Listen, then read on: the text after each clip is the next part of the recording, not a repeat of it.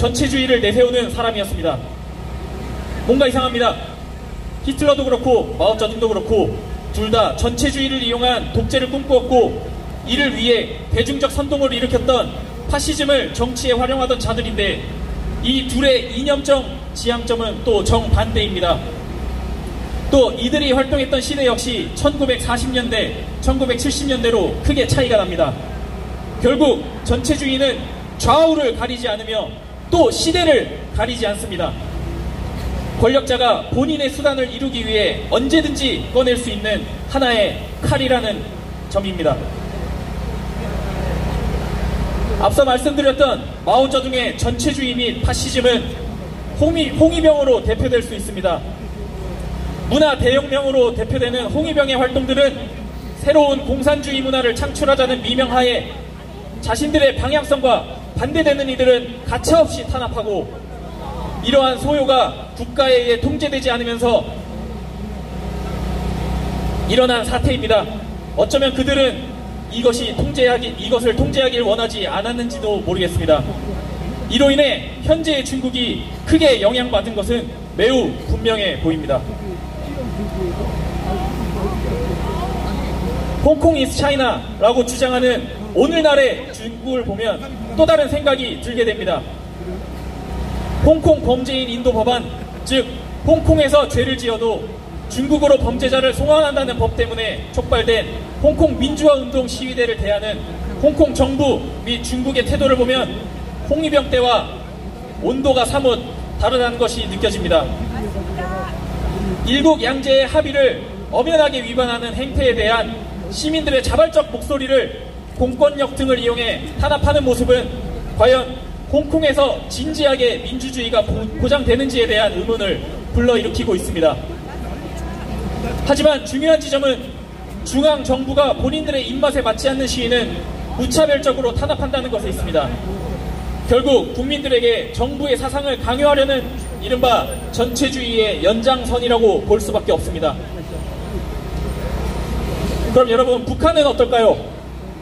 당연하게도 전체주의를 표방하고 교육 역시 전체주의의 세뇌를 위해 만들어졌습니다. 3대 김씨 일가에 대한 우상화 작업 등을 통해 체제를 공고히 하고 이를 통해 김정은 군대의 꿈인 위력적인 핵미사일의 확보를 이루고자 합니다. 생각해봅시다. 물론 군대 그리고 막강한 국방력은 우리의 현재를 지키고 미래를 담보하기 위해서 필요합니다. 그 군대의 충성심이 더더욱 강력하다면 국방력 역시 강해진다고 어떻게 생각해 볼 수는 있습니다. 그런데 군대와 국방력이 과연 우리의 미래를 보장해 줄까요? 역사에서 생각해 보면 강력한 군대를 가졌던 만주족은 청나라로 중국을 지배했지만 문화의 힘 앞에 사라지고 말았습니다. 결국 강력한 군대도 민족 혹은 나라의 미래를 보장해 주지 않는다는 것입니다. 청나라가 사라진 후에 중국은 앞서 말씀드렸듯 구성원 누구도 그렇다고 말은 하진 않지만 독재의 전체주의입니다. 러시아의 푸틴도 빼놓으면 섭섭합니다. 중국도 중국 제일주의, 러시아도 슬라브 민족을 중요시하면서 국민들에게 한 곳만을 바라보게 하는 정책적 기조를 펼치고 있습니다. 물론 최근의 지지율은 대폭 하락하면서 국면이 전환하는 듯 하였으나 인터넷 검열 강화법을 하원에서 통과시키는 등의 행보를 보면 독재와 크게 떨어져 있지 않다라고 볼 수 있습니다. 한번 생각해 봅시다. 지금 홍콩부터 과거 나치 치하의 독일 국민, 일제 치하의 일본 국민들 다 어땠나요? 결국 너무도 많은 국민들이 목숨을 잃었습니다. 정부가 가고자 하는 방향에 다른 목소리를 낸다는 이유 때문이었습니다. 파시즘, 전체주의의 가장 큰 문제점은 다음과 같습니다. 독재자들이 자기의 권세를 유지하기 위해서 국민들을 선동, 세뇌하고 희생시킵니다. 그리고 그것을 가리기 위해 파시즘이라는 이념적 장치를 활용하는 것을 저희는 파시즘 전체주의라고 부르겠습니다. 자, 그럼 한국은 어떨까요? 파시즘에서 안전할까요? 얼마 전에 많은 사람들을 경악하게 한 사건이 있었습니다. 북한에서나 있을 법한 일이 이 대한민국 땅에서 일어났습니다. 순진한 아이들에게 사상 강요 노래를 가르치고 부르게 한 동영상이었습니다. 검찰개혁, 윤석열, 자한당 해체, 공수처. 일단 저 아이들이 저 단어의 의미에 대해서 알고 있을까요? 알고 있을 수도 있습니다. 그런데 저들이 모두 그 아이들이 자발적으로 한 같은 생각일 것일까요? 한번 생각해 봅시다. 미국에서는 화성으로 이주하겠다고 하고 하이퍼루프라는 정말 어릴 때 SF에서나 보던 일들이 진행되고 있는데 우리 아이들은 무궁무진한 장래 희망에 대해 꿈꾸고 있어야 할 나이에 이념에 관련된 이념송을 부르고 있는 상황입니다. 상식적으로 이 아이들이 자발적으로 이런 퍼포먼스를 한다는 것은 납득하기 어렵습니다. 적폐, 더러운 친일파, 기레기 이런 용어들을 아이들의 입에서 나오도록 누군가가 계획하고 강요했다고 볼 수밖에 없습니다. 이것은 분명히 아동학대입니다.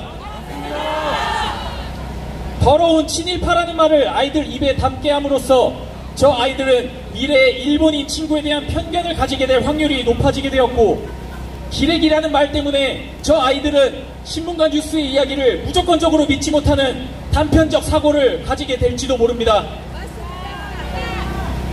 아이들의 미래에 어떤 영향을 줄 수 있는지에 대한 진지한 고민 없이 이 같은 공격적 단어를 반복적으로 내뱉도록 시킨다는 것은 분명한 아동학대이고 무시무시한 범죄입니다. 그 범죄의 목적은 결국 어른 본인들이 가진 전체주의적 사상을 어린아이에게까지 심기 위함입니다. 또 이를 비호하고 주도하는 세력이 현 정부하에서 처벌을 받지 않는다는 것은 현 정부가 이러한 전체주의적 사상에 대해 부정적 인식을 갖지 않는다고 우린 합리적으로 볼 수 있습니다. 이런 어린아이들에게 일어나는 일련의 일들이 과연 청소년 학생들에게는 일어나지 않을까요? 얼마 전에 크게 뉴스가 났던 인원고 사태를 보면 별반 다르지 않을 것 같습니다. 얼마 전 인원고에서는 전교조 교사의 사상 강요 및 주입에 따른 학생들의 반발이 있었습니다. 하지만 앞선 어린아이들 때의 사태와는 사뭇 다릅니다. 교사들 및 교육부에서 대거 압력을 넣어 이를 무마시키고자 하는 정황이 포착되었고, 또 탄압하려는 모습은 앞서 말씀드렸던 홍콩 사태에 대한 홍콩 및 중국 정부의 대응책과 크게 다르지 않은 것 같습니다.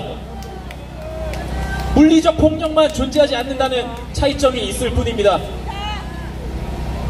이런 말이 있습니다. 메시지에 자신이 없으면 메신저를 공격하라. 진짜 국민들을 개 돼지로 보는 것인지 이런 지침에 철저히 따라주는 방송 매체를 통해서 이 사태의 논점을 그리고 있습니다. 있었던 일에 대한 사실관계에서 메신저인 학생들의 진정성으로 그 논점을 돌리기 위해서 노력하고 있습니다. 메신저를 공격한다. 그 메신저를 공격하라는 배후에는 도대체 누가 있는 걸까요? 인원고에서 일어난 일들에 대해 자세히 하나하나 살펴보겠습니다. 먼저 교사들의 반일 구호 강요 이야기를 짚어보겠습니다. 교사들이 정치적 구호를 담은 활동을 지시하더라도 그 지침에 따르지 않으면 그만이지 그걸 가지고 강요라고 하면 안 된다, 이렇게 말하는 사람들도 있습니다. 그런데 교사와 학생이 과연 평등한 관계인가요? 학생의 학종을 좌우할 수 있는 상황에서 선생의 말 자체가 일종의 강요는 아니었을까요? 그리고 그 말이 강요의 성격을 가진다는 것을 진정 그 선생들은 몰랐을까요? 누가 봐도 교사와 학생 사이의 관계에서 학생이 약자일 수밖에 없습니다. 한 발 더 나아가 또 무슨 일이 벌어지고 있습니까? 교사를 옹호하는 학생들을 또 따로 조직해서 교사의 편을 들고 교사의 사상 강요에 저항하는 친구들을 비난하도록 시키고 있습니다. 교사라는 사람이 학생들 사이에 편을 가르고 서로 싸우게 시키는 상황입니다. 요즘 들어 나라 곳곳에서 공동체 구성원들끼리 편을 가르고 서로 분열하는 모습이 많이 보이는 것은 기분 탓일까요? 교사를 옹호하는 학생 모임은 교사들의 비호를 받는 듯 보이고 교사들의 뜻에 반대하는 학생들은 탄압을 받고 있습니다. 분명 아까 보았던 중국의 홍위병과 홍콩 사태와 굉장히 많이 닮아 있습니다. 편가르기를 통해 적대감을 가질 대상을 만들어주면 자신들에 대한 비판적 시선을 돌릴 수 있을 것이라 생각하는 것일까요? 이토록 국민의 마음속에 증오와 미움을 심는데 적극적인 이 정부는 과연 국민을 위한다는 말을 입에 담을 자격이나 있는 것일까요? 다시 본 주제로 돌아오겠습니다. 여러분, 생각의 나무는 가지가 많아야 건강한 법입니다. 그리고 민주주의란 나와는 다른 의견을 가진 타인이 자신의 의견을 아무런 제약 없이 말할 수 있도록 존중하며 함께 해주는 것입니다. 자기와 다른 의견을 가졌다고 선생이라는 사람이 학생에게 너 일배냐고 물어보는 것은 어떤 의미겠습니까? 자신의 생각을 강제하고 강요하는 것일 수밖에 없습니다. 학부모들은 교사에게 당신은 전교조 소속입니까? 하고 물어볼 수 있는 상황입니까? 정작 전교조는 저런 질문에 매우 민감하게 반응합니다. 그런데 그들은 너무나도 쉽게 우리 학생들에게 묻고 사상을 강요하고 낙인을 찍고 있습니다. 그게 과연 선생으로서 올바른 행동이라고 할 수 있겠습니까? 또 다른 내로남불이 아닐 수 없습니다. 현 정권에서 보여진 수많은 내로남불보다 더 심각한 전체주의적 사고를 교육 현장에서 서슴지 않게 주입하고 있다는 점은 분명한 사실입니다. 전국적인 학교 교육의 인원 고하는 결국 혁신학교와 전교조로 대변되는 사실은 아닐까요? 혁신학교 역시나 말은 멋있고 좋습니다. 혁신이라는 이름으로 화성에 가는 법에 대한 연구, 더 이상 기름을 쓰지 않는 전기차에 대한 연구를 가르치며 미래를 준비하고 있을까요? 아닙니다. 성평등이라는 이름으로 성별 갈등을 부추기는 페미니즘 교육, 자신들만이 동의하는 전체주의식 민주주의 사상을 주입을 하고 그런 행태를 자행하고 있지 않습니까? 무엇을 혁신하고 있습니까? 혁신입니까? 세뇌입니까? 70여 년간 선배들이 지켜온 우리의 다양성과 자유민주주의를 말살하는 전체주의 교육을 과연 혁신이라고 부를 수 있겠습니까? 지금까지 아동정치 이념성 강요, 인원고 전교조 교사들의 사상 강요 사례를 통해 드러난 위태로운 대한민국 교육 현실에 대해 알아봤습니다. 국민들의 아이들에겐 이런 전체주의 교육을 강요하는데 과연 국민을 위한다는 정부 인사들의 자녀들은 마찬가지의 교육을 받고 있을까요? 국민들을 개천에 가재, 붕어, 개구리로 보고 있는 그들은 어떤 자식 교육을 하고 있는지 한번 알아보고 싶지 않으십니까? 그래서 저희가 함께 알아보는 시간을 갖도록 하겠습니다.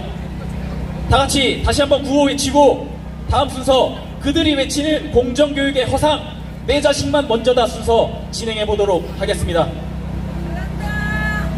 구호 외치겠습니다. 동심 팔아, 표심 구걸, 세뇌교육 중단하라. 누굴 위한 정부인가? 우리도 국민이다. 누굴 위한 정부인가? 우리도 국민이다. 이것이 교육인가? 대답하라, 문재인. 이것이 교육인가? 대답하라, 문재인. 네, 5분 정도 쉬는 시간 갖고 다음 순서 진행하도록 하겠습니다.